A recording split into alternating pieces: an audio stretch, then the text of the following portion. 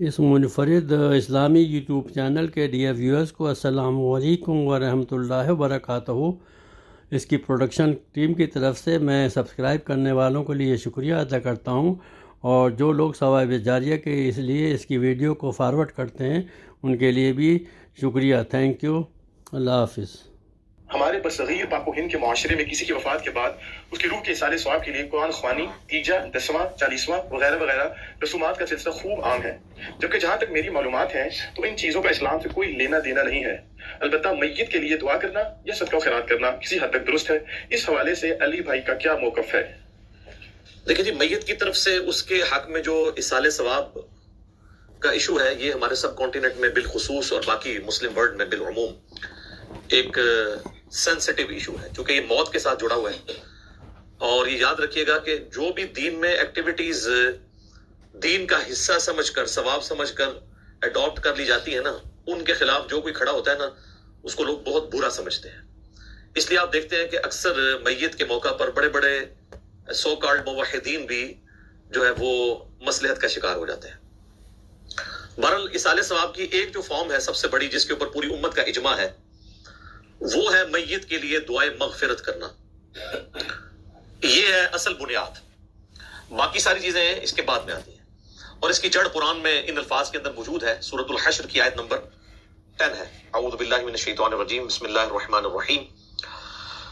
والذین جاءوا من بعدہم، وہ اہل ایمان جو کہ بعد میں آنے والے ہیں، یقولون، وہ کہتے ہیں اپنے سے جو اگلے گزر چکے ہیں ان کے حق میں دعا کرتے ہوئے، ربنا اغفر لنا ولاخواننا الذین سبقونا بالایمان، رب ہمارے مغفرت فرما دے ہماری اور ہمارے بھائیوں کی جو ہم سے پہلے ایمان کی حالت میں دنیا سے رخصت ہو گئے، ولا تجعل فی قلوبنا غلا للذین آمنوا، اور ہمارے دل میں کوئی کجی، کوئی ٹیڑھ پن، کوئی بغض و کینہ ان لوگوں کے بارے میں نہ رکھ جو مر چکے ہیں۔ ظاہر ہے جو مر چکا ہے وہ اپنے انجام کو پہنچ چکا ہے۔ صحیح بخاری میں حدیث ہے کہ مردوں کو گالی مت دو، وہ اپنے انجام کو پہنچ چکے ہیں، اچھے یا برے۔ ربنا انک رؤوف الرحیم، اے میرے رب بے شک، اے ہمارے رب بے شک تو بخشنے والا ہے، مہربان ہے۔ تو یہ اہل ایمان کو یہ بات سکھائی گئی ہے کہ ان کی یہ روش ہونی چاہیے کہ جو بھی ایمان کی حالت میں ان سے پہلے لوگ چلے گئے ان کے لیے دعائیں مغفرت کریں۔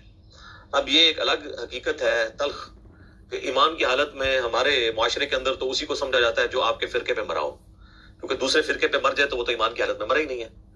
تو اب یہ ایک تلخ حقیقت ہے، اور اسی وجہ سے آپ دیکھتے ہیں کہ جب ایک مکتب فکر کے لوگ دوسرے مکتب فکر کا جنازہ پڑھ لیتے ہیں تو پھر بعد میں ان کے علماء فتویٰ دیتے ہیں کہ بھئی آپ کا تو نکاح ہی ٹوٹ چکا ہے، آپ نکاح بھی دوبارہ کروائیں اور تجدید ایمان بھی کروائیں، اور اس قسم کی کئی ایک فنی ویڈیوز جو اوریجنل ویڈیوز ہیں، اسلام کا مذاق اڑانے والی، مسلمانوں کی وجہ سے جو ویڈیوز بنی ہیں، وہ معاشرے کے اندر عام ہے، وہ آپ نے اکثر اوقات دیکھی ہوں گی۔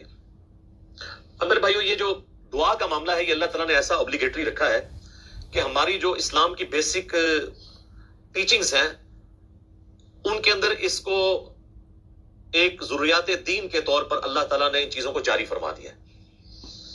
جیسا کہ صحیح بخاری اور صحیح مسلم کی متفق علیہ حدیث ہے کہ اللہ کے محبوب صلی اللہ علیہ وآلہ وسلم نے فرمایا کہ ایک مسلمان کے دوسرے مسلمان پہ 5 حقوق ہیں۔ جب وہ اس سے ملے تو اسے سلام کرے، یہ پہلا حق ہے۔ دوسرا حق، جب وہ بیمار ہو جائے اس کی عیادت کرے۔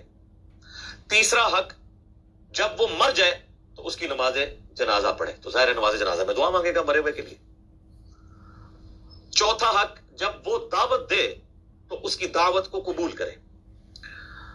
اور 5واں حق یہ ہے کہ جب وہ چھینک کے جواب میں الحمدللہ کہے تو آپ اس کے جواب میں کہیں یرحمک اللہ، اللہ تعالیٰ تجھ پر رحم فرمائے۔ تو یہ 5 بنیادی حقوق ہیں، جس میں تیسرا حق ایک مسلمان کی نماز جنازہ پڑھنا ہے، اور نماز جنازہ میں ظاہر ہے کہ دعا اللہ تعالیٰ نے اس کے اندر بلٹ ان رکھ دی ہے۔ مرنے کے بعد آپ نے اس کے لیے نماز جنازہ پڑھنی ہے، یہ اس کے لیے نفع ہے اصالے ثواب کی فارم میں۔ اس کے بعد اس کی قبر پہ جا کے دعا کرنی ہے، اس کے بعد جب کبھی بھی قبرستان جانا ہے آپ نے دعا کرنی ہے، اس کے علاوہ آپ گھر بیٹھے ہوئے بھی نماز پڑھتے ہوئے بھی تشہد میں اس کے لیے دعا کرنی ہے آپ نے، یہ دعا ہے۔ اور یا پھر دوسرا نفع ہے کہ آپ اس کو صدقہ اور خیرات کر کے اللہ کی راہ میں خرچ کر کے اس تک نفع پہنچا سکتے ہیں۔ یہ 2 ذریعے ہیں جو آپ کی طرف سے اس تک پہنچ سکتے ہیں۔ باقی یہ قرآن پڑھ کے بخشنا اور اس طریقے سے پہنچانا، اس کی کوئی اصل موجود نہیں ہے۔ اولاد جو کچھ نیک امال کر رہی ہے، چاہے قرآن پڑھ رہی ہے یا نیک امال نماز کی شکل میں کر رہی ہے، حج کی شکل میں، وہ آٹومیٹکلی ماں باپ کو ثواب مل جاتا ہے، اس کے لیے بخشنا ضروری نہیں ہوتا۔